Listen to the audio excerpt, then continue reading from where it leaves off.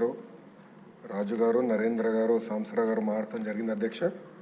వాళ్ళు మాట్లాడితే కాదు, గౌరవ సభ్యుల మనోభావాలన్నీ వాళ్ళు చెప్తాం జరిగింది. ప్రధానంగా నరేంద్ర గారు అడిగారు, శ్రావణ్ గారు కూడా అడిగారు, సాంసరావు గారు కూడా అడిగారు అధ్యక్ష. తప్పనిసరిగా నాడు నేడు పైన ఒక ఎంక్వైరీ ప్రభుత్వం వేస్తుంది, అంటే ఎలాంటి సందేహం లేదు. అగ్రిమెంట్స్ ఏంటి, గతంలో ఎవరికి ఇచ్చారు ఈ వర్క్లు, ఎందుకు పనులు సరిగా జరగలేదు, నాసరికైన పనులు జరిగినాయి అనేది పేపర్లో కూడా గతంలో వచ్చింది. దానిపైన తప్పనిసరిగా ఎంక్వైరీ వేస్తాం. రెండోది, సాంసరావు గారు చెప్పినట్లు ఫేజ్ 1లో కొన్ని భవనాలు కట్టారు, కానీ అది మూసేశారు, అంటే వాడట్లేదు.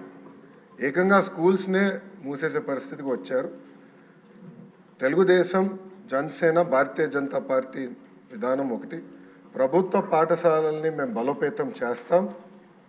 ప్రైవేట్ పాఠశాలలకి ధీటుగా ప్రభుత్వ పాఠశాలలు తీర్చిదిద్దాలనేది మా లక్ష్యం. అందుకే చంద్రబాబు నాయుడు గారి నాయకత్వంతో మెగా డిఎస్సి కూడా ప్రకటించాం. ఉపాధ్యాయుల పోస్టులు కూడా భర్తీ చేస్తున్నాం. నెక్స్ట్ ఇయర్ ఏదైతే స్కూల్ ఓపెన్ అయ్యే సమయానికి ఉపాధ్యాయులు కూడా పకడ్బందీగా మేము ఏర్పాటు చేస్తాం. దాంతోపాటు రాజుగారు ప్రధానంగా ప్లే గ్రౌండ్స్ ఏర్పాటు చేస్తే బాగుంటుందని కోరారు. ఉపాధి హామీ పథకంతో అనుసంధానం చేస్తాం.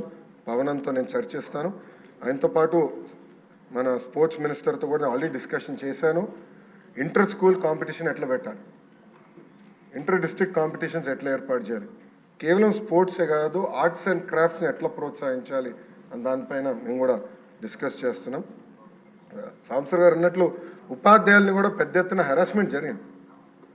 గత ప్రభుత్వం వాళ్ళకి అనేక యాప్లు ఇచ్చి వాళ్ళు అన్ని రకాలుగా ఇబ్బంది పెట్టిన విషయం వాస్తవం. పాదయాత్రలో కూడా ఉపాధ్యాయులను కలిశారు, వాళ్ళ సమస్యలు నాకు చెప్తాం జరిగింది. ఈ సంవత్సరం నా ఆలోచన, I'm subject to correction from members, నా ఆలోచన ఏంటంటే ఈ సంవత్సరం ముందల కేజీ టు పీజీ విద్యను మొత్తం ప్రక్షాళన చేద్దాం. నేను పక్క రాష్ట్రాల్లో కూడా ఎలాంటి కార్యక్రమాలు జరుగుతున్నాయి అనేది నేను చదువుతున్నాను. ఉత్తరప్రదేశ్లో నిపుణ్ కార్యక్రమం చేస్తున్నారు, ఢిల్లీలో కూడా అనేక కార్యక్రమాలు చేస్తున్నారు. నేను కూడా అది మొత్తం రివ్యూ చేస్తున్నాను. నేను కూడా ఫీల్డ్ విజిట్స్కి వెళ్ళాల్సిన అవసరం ఉంది.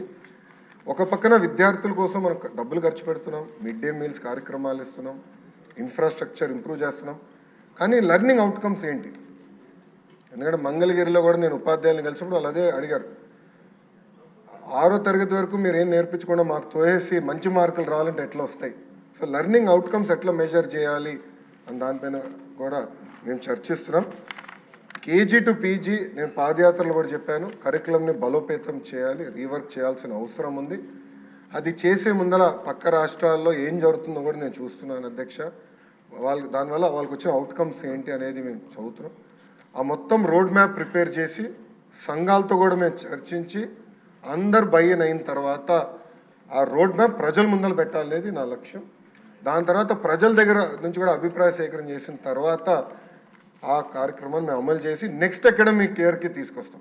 అంటే గత ప్రభుత్వం లాగా రివర్స్ టెండరింగ్ అనే హడావిడిగా చేసి పోలవరం ఎట్లయితే సర్వనాశనం చేశారో అలా నేను చేయదలుచుకోవాలి విద్యా వ్యవస్థని. విద్యా వ్యవస్థలో కూడా అనాలోచిత వల్ల చాలా దెబ్బతిని.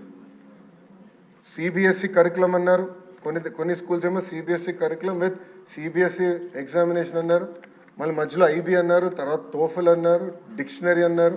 అంటే కొంచెం గందరగోళంగా ఉంది. ఇది మొత్తం కొంచెం స్ట్రీమ్లైన్ చేయాల్సిన అవసరం ఉంది. ఎందుకంటే మన పిల్లల భవిష్యత్తు దీనిపైన ఆధారపడింది.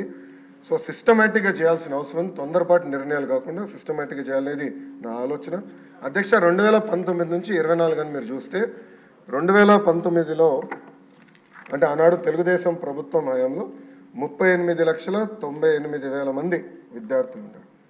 5 సంవత్సరాలు వేల కోట్ల రూపాయలు ఖర్చు పెట్టిన తర్వాత అది 38,26,000 మంది విద్యార్థులకు తగ్గిపోయింది. అంటే 72,117 మంది విద్యార్థులు ప్రభుత్వ పాఠశాలలో తగ్గిపోయారు. ఇది కరెక్ట్ కాదు, అంటే ఎక్కడో లోపాలు జరుగుతున్నాయి, అంటే డౌట్ లేదు. అదేవిధంగా 117 జియో గురించి కూడా సభ్యులు నా దృష్టికి తీసుకొచ్చారు. అది కూడా మేము డిస్కషన్లో ఉంది. దానిపైన కూడా తొందరలోనే ఒక నిర్ణయం తీసుకుంటాం. కానీ ఎన్డీఏ ప్రభుత్వ ఆలోచన వెరీ క్లియర్. ఉపాధ్యాయులు నియమిస్తాం, ఆగిపోయిన పనులు పూర్తి చేస్తాం, జరిగిన పనులపైన తప్పనిసరిగా ఎంక్వైరీ చేస్తాం. Thank you. మంత్రి గారు సభ్యులకి వచ్చిన ఏంటంటే ఎంక్వైరీ జరగాలి, దానికి మీరు తీసుకొచ్చే చర్యలు ఇది హౌస్లో చెప్తే బాగుంటుంది నా ఉద్దేశం. అధ్యక్ష, గౌరవ సభ్యులు ఎంక్వైరీ కోరారు అధ్యక్ష, తప్పనిసరిగా ఎంక్వైరీ వేస్తాం అధ్యక్ష. దాని తర్వాత నెక్స్ట్ సెషన్ అంటే ఎంక్వైరీ నివేదిక వచ్చిన తర్వాత నెక్స్ట్ సెషన్లో నేను టేబుల్ చేస్తాను. Okay, thank you. లేదు శ్రావణ్ గారు ఒక్క క్వశ్చన్కి ప్లీజ్ వినండి. ఒక క్వశ్చన్కి 37 minutes అయింది అంతే.